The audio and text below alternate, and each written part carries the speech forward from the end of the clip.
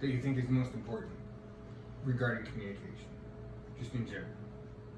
Just to communicate with each other, whether it's about issues that are going on or just to communicate with each other.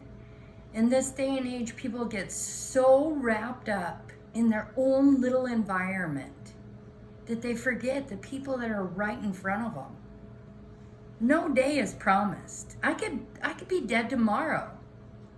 Well, that's just fear of loss, you know. But what about communication in the relationship throughout, you know, the duration of it?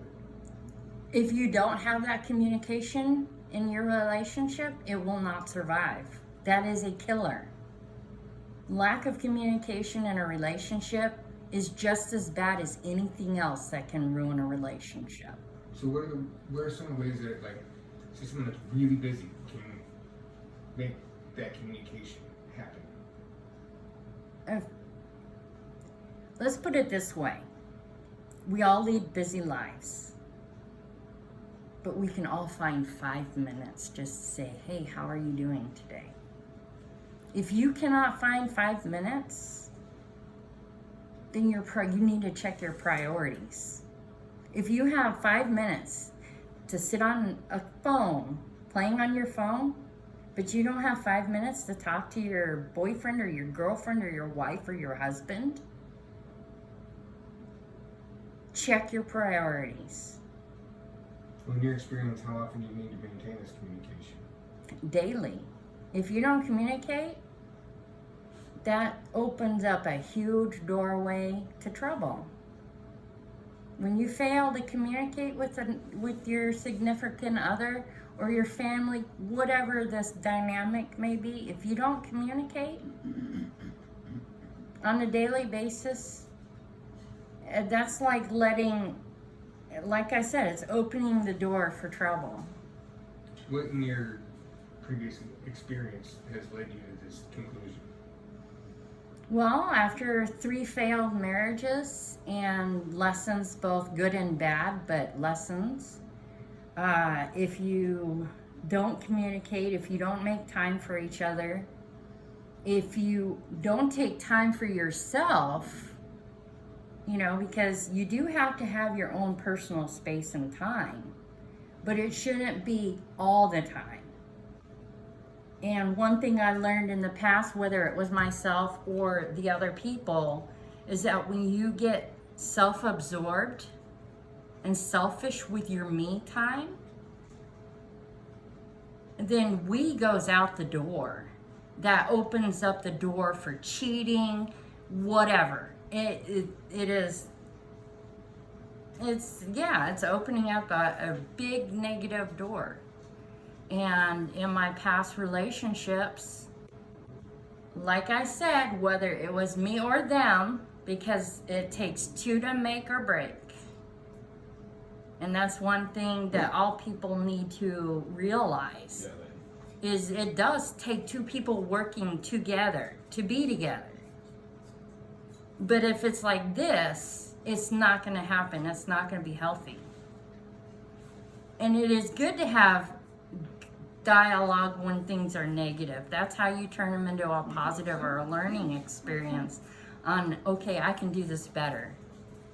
Have faith in me that I will do better this time. Or I know you will do better. If you don't, guess what? You're not going to last. Communication and spending time together and working together as a team is crucial to any successful relationship. I mean, if you wouldn't do that with your boss and your work, why would you do that with your spouse or your significant other or your family? You know, does that make sense? Yes. You give your boss your all. When you're on shift, you give them your 100%. Somebody wise once told me, are you a $100 bill or a $1 bill? Are you going to treat your boss like a $1 bill? No, because he's giving you a job. What does a family bring to the table? Everything. That's awesome. It is an amazing dynamic, but if you do not work on it as a team, it fails. Same thing with a relationship or a marriage. If you can give your boss your all, why not give your relationship or your family the same respect? Well, some people might argue that they spend all day giving it to their boss. True, we all come home from work tired. I know many a times I've come home from work tired. I still delivered the dinner. I still was like, how are you today? Even in those past relationships. But you had a communication breakdown. There was a communication breakdown when computers, when cell phones, when bicycle hoarding crap, and you know, when all the negatives get in the way, then that's all that is there is the negatives. And at one point, one person becomes aware of the situation and the other person is still lost in the dark. And you know, you have to try and shed the light on the situation, whether, you know, unfortunately, it's whether they want to hear it or not.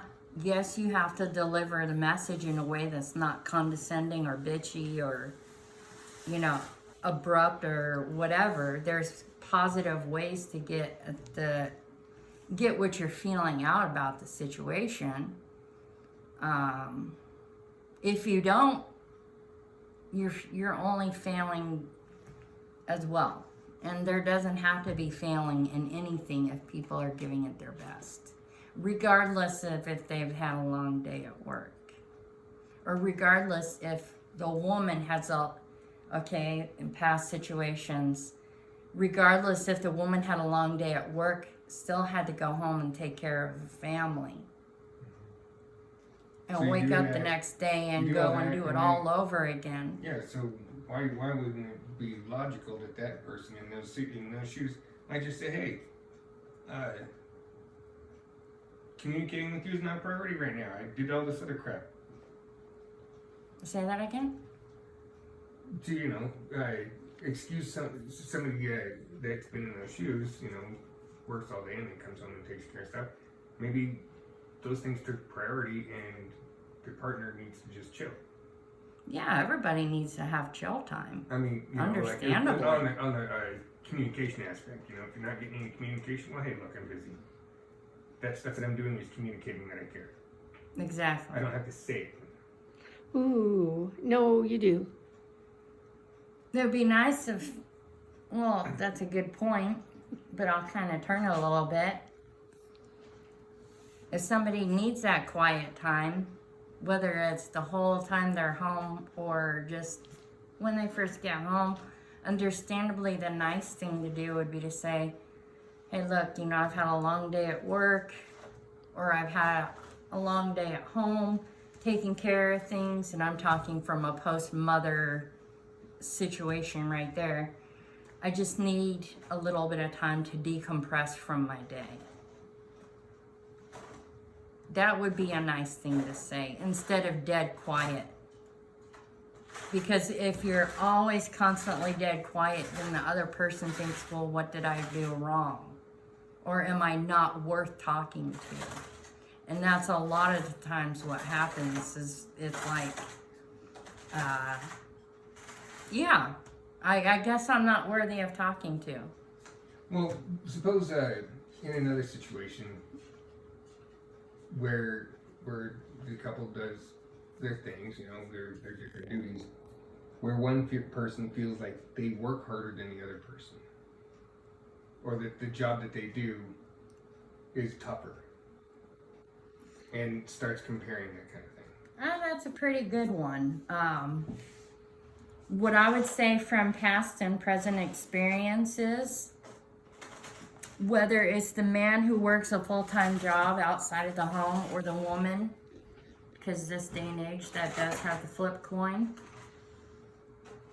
just because one job may be more physically strenuous doesn't mean that it's any less strenuous in another way for the other person.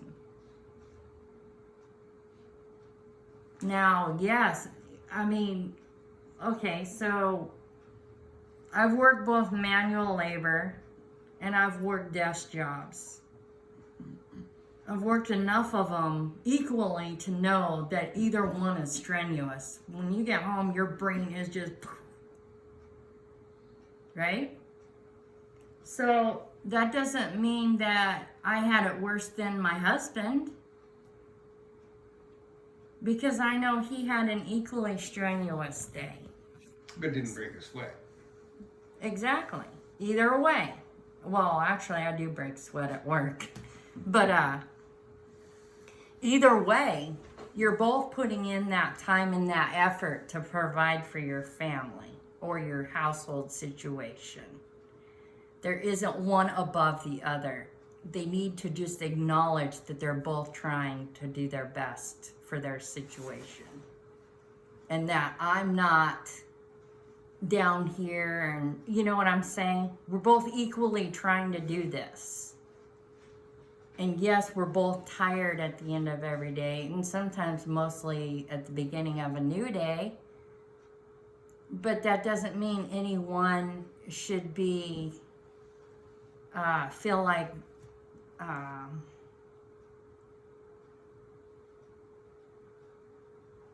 I'll put it this way. Just because I only work part-time right now doesn't mean that I'm not putting in full-time hours a day. So, yes, another person may be putting in 8, 10, 11-hour days at work. Yes, that is a long time. I know that.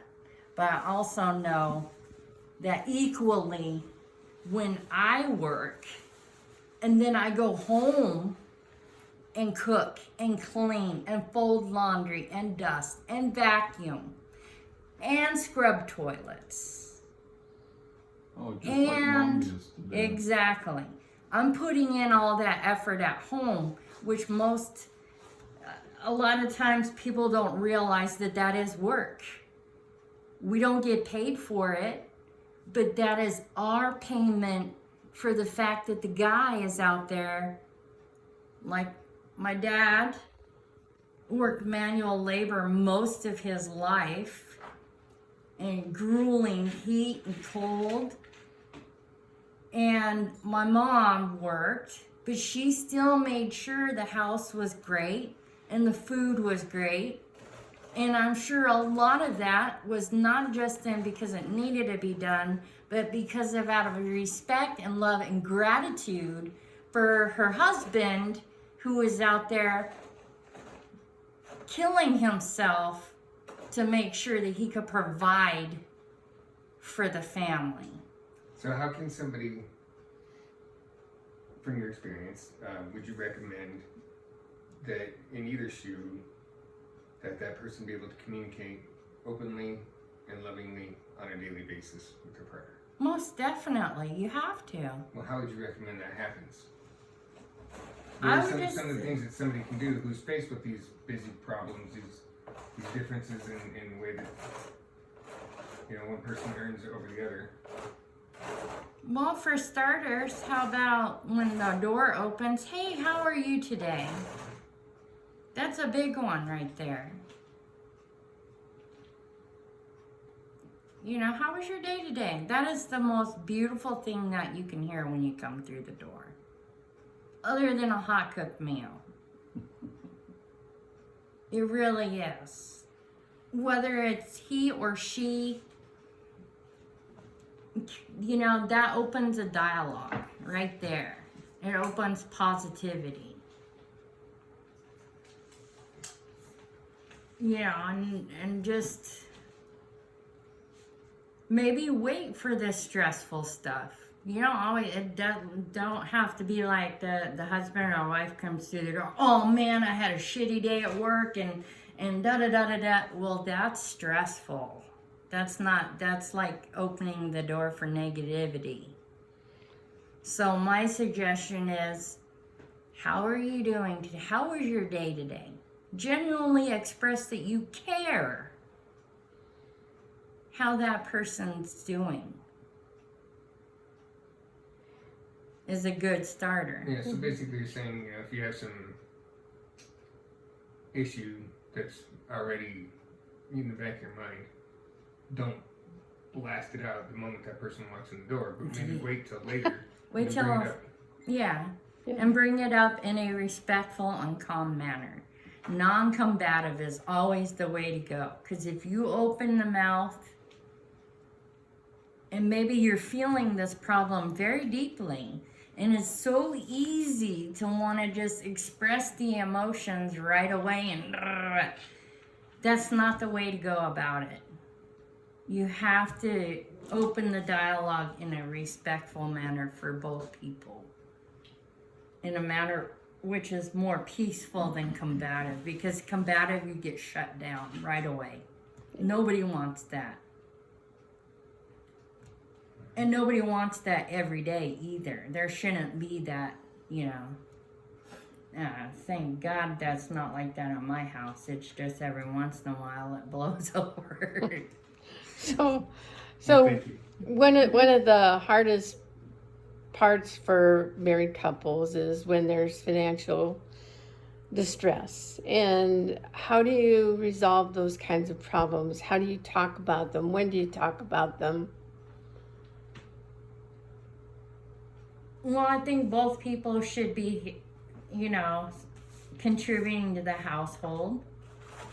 And when there is debt situations going on, that's when both need to communicate what's going on so that both people are fully aware of the situation.